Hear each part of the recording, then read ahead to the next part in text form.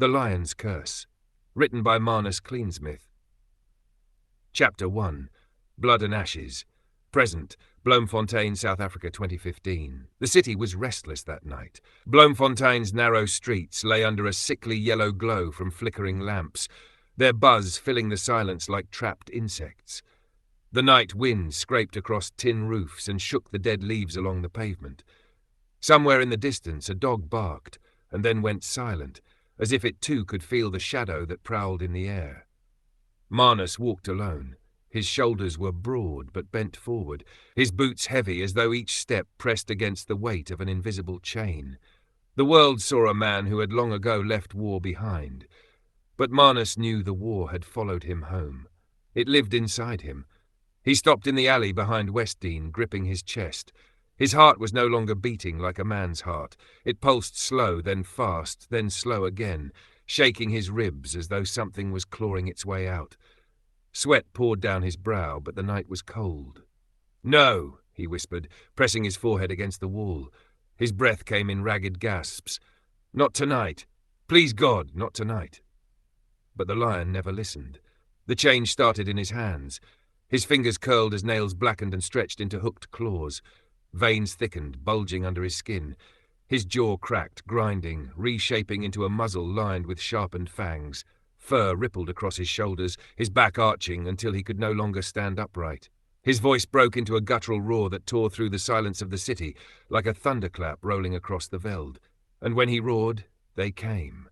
Shadows bled from the walls, seeping into monstrous forms. A wolf, but not a wolf. Its face too human, its eyes too knowing, its smile wrong. A leopard crawling upright, its spots glowing like embers under torn skin. Goats with the mouths of men, their voices whispering curses. The beasts circled him, their laughter scraping across the stone. Marnus felt the lion inside him surge, a tidal wave of fury demanding release. His claws flexed, slicing the air. The wolf struck first. It lunged, snapping for his throat. Marnus caught it mid-air, claws raking across its ribs. Black ichor sprayed, but the wolf did not die. None of them ever died easily. The leopard leapt onto his back, tearing into flesh.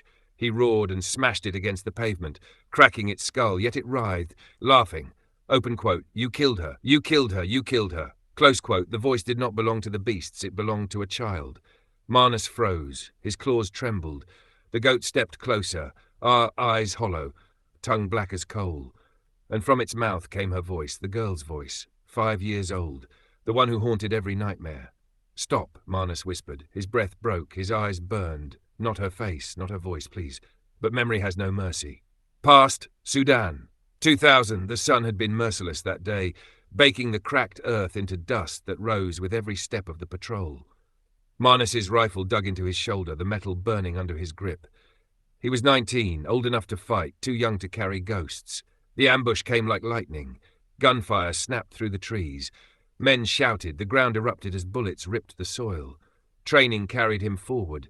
Aim, fire, reload, fire again. His ears rang, drowned by chaos. Then he saw her, a child, barefoot, thin as a reed, eyes far too wide for her small face. She stepped from behind a broken wall, hands raised, mouth open in a scream he couldn't hear. His finger had already pulled the trigger. The shot cracked, the world slowed. Her body jerked, blood darkened her dress. The scream never finished. The light in her eyes went out before her body hit the ground. And then silence. No gunfire, no shouts, just silence.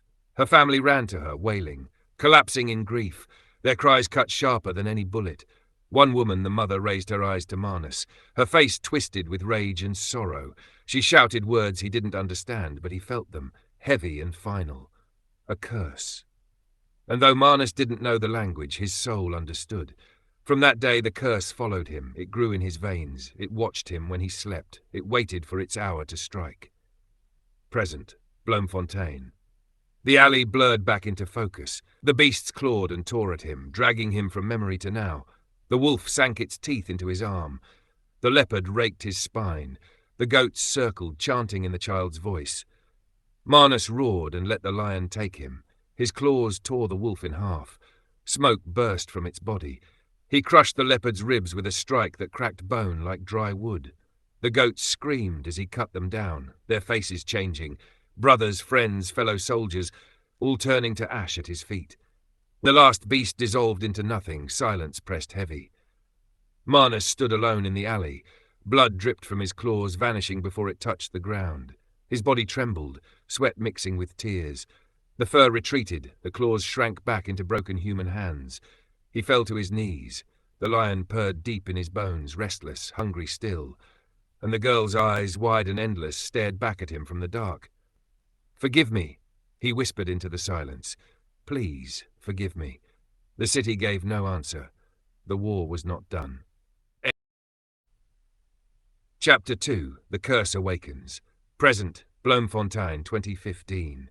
Marnus didn't sleep anymore, at least not the way other men slept. When his eyes closed, the curse found him. He would wake drenched in sweat, chest heaving, the sheets torn as though claws had shredded them.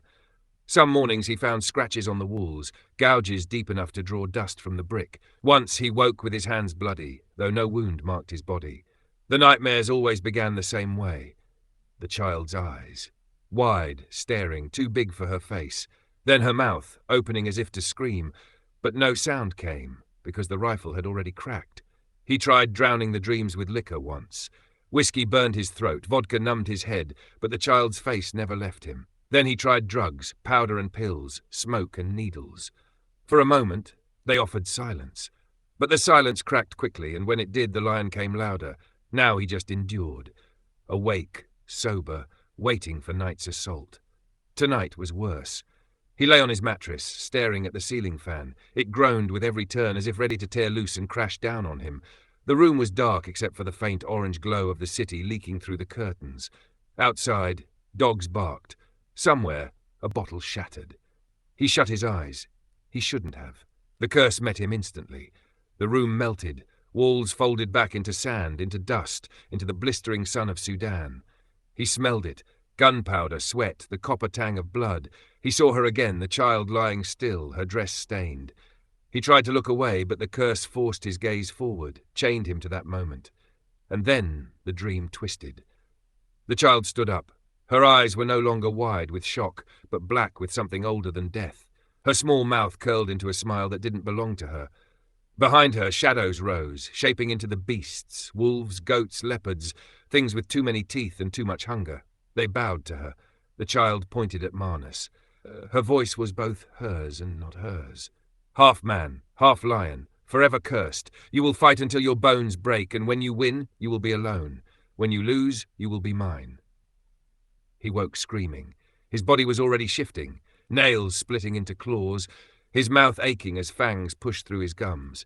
He staggered off the mattress, hitting the floor hard, sweat dripping down his chest. He fought for control, breathing ragged. Then his phone rang. The sound was sharp, unnatural in the midst of his half-shifted state. He clawed for it, pressed it to his ear, not even looking at the number. "Marnus?" The voice froze him, soft, familiar, wrapped in every memory of hope he had left. "Kirsten." His throat tightened. Is it really you?" She exhaled shakily. "I found you. After all these years, I finally found you." And in that instant, even with claws and fangs cutting into his own skin, the lion inside him went still. For the first time in 15 years, Marnus felt human again. Past, Sudan, 2000. The girl's body lay in the dirt. Flies were already gathering, buzzing at the wound. Her mother clutched her, wailing. The sound drilled into Marnus's skull, worse than the gunfire ever had. He wanted to drop his weapon, to throw himself into the dirt, to weep, to beg forgiveness. But the commander's voice barked orders. "Move! Keep moving! Don't stop!" The patrol pressed forward, leaving behind the family's cries. Marnus followed, his legs heavy, his rifle suddenly unbearable in his hands. Every step pulled him further from the scene, but the weight did not lessen. That night by the campfire, he couldn't eat. The men laughed, traded crude jokes, shoved at each other like brothers. None of them spoke about the child. Maybe they hadn't seen. Maybe they didn't care. But Marnus could not stop seeing. When he closed his eyes, the image burned against his skull. Her dress, her eyes, her body falling. And behind his eyelids a new image formed. A lion. Huge, golden, teeth red with blood. Its gaze locked on him, not with hunger, but with judgment. Its mouth opened, and though no words came, he understood. "You are mine now." He woke gasping, drenched in sweat. The desert air was cold that night, but his skin burned. The lion stayed. "Present, Bloemfontein Manus?" Kirsten's voice wavered across the line. He swallowed hard, forcing his claws to retract, his fangs to sink back.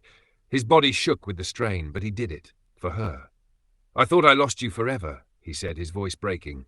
"After Fort Sill, after I left, I thought—" "You didn't lose me." Her voice steadied, firm despite the years. "I always knew we'd find each other again. Soulmates can't be broken by time or distance or even by curses." The word cut deep. Curses. She didn't know what it meant for him. Not yet. "Kirsten," he whispered, trembling. "I have to tell you something. I'm not the same man you knew. I've changed." "Then let me be the one to protect you," she said softly, "even from yourself." His throat closed. He pressed the phone to his forehead, tears streaming down his face. For 15 years he had fought alone. Tonight he was no longer alone. And the lion inside him growled, not in anger, but in warning. Because the beasts would hear this. They would come. And the war was only beginning. End of chapter 2.